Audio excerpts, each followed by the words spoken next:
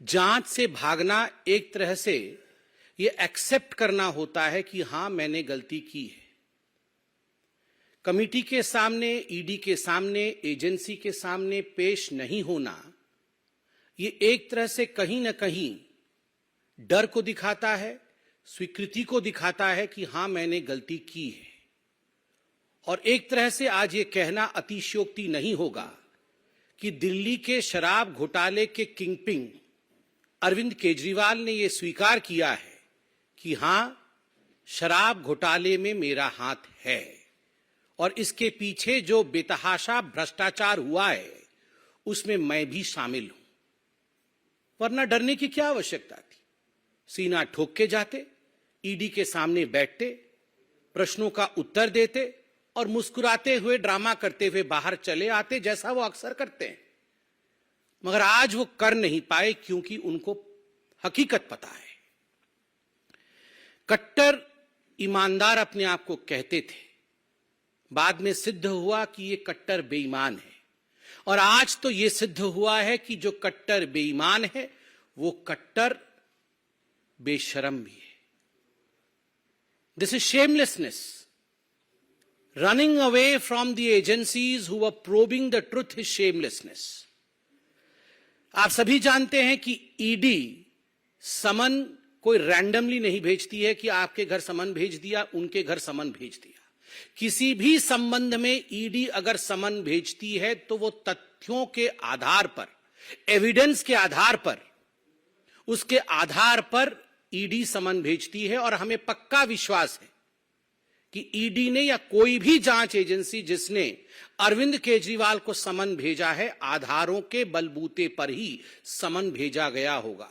बहरहाल हम ये विश्वास रखते हैं, मीडिया में भी हमने देखा है कि ईडी भी शायद जवाब देगी।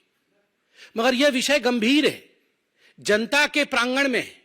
This is a public issue and that's the reason as to why Bharatiya Janata party, the world's largest political party, should also reply to this. Arvind Kejriwal और आम आदमी पार्टी को किसी पर भरोसा नहीं है, किसी पर विश्वास नहीं है। सीबीआई पर नहीं है, ईडी पर नहीं है, अपने लोगों पर नहीं है, पॉलिटिकल सिस्टम पर नहीं है, इलेक्शन कमीशन पर नहीं है। चलो किसी पर विश्वास नहीं है, कोर्ट पर तो है। चलो लोअर कोर्ट पर नहीं है, सुप्रीम कोर्ट पर तो विश्वास है। अभी 3 दिन पहले मनीष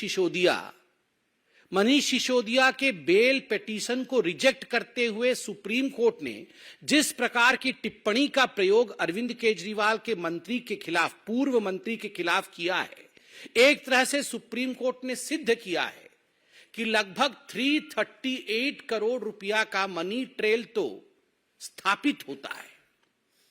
ये जो लिकर स्कैम है, जो शराब घोटाला है, ये शराब घोटाला कोई 400-500 करोड़ का नहीं है, ये कई हजार करोड़ों का घोटाला है। परत दर परत खुलासा हो रहा है।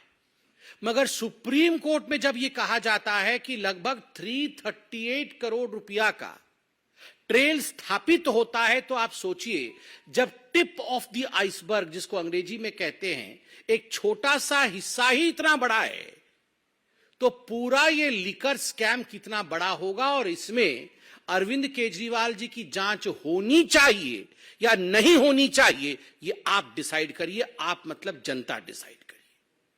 मुझे तो आश्चर्य लगता है, ये वही अरविंद केजरीवाल है, बगल में फाइल दबा करके ये रोज 4 बजे, जब राजनीतिक पार्टी नहीं थी तो प्रेस कॉन्फ्रेंस करते थे, आप ही लोग बैठे होते थे और प्रेस कॉन्फ्रेंस में कहते थे, आज मैं शीला दीक्षित के खिलाफ खुलासा करूंगा, आज मैं रॉबर्ट वाड्रा के खिलाफ खुलासा करूंगा, आज मैं सोनिया जी के खिलाफ खुलासा करूंगा, आज मैं लालू प्रसाद यादव के खिलाफ खुलासा करूंगा, मेरे पास ठोस सबूत हैं।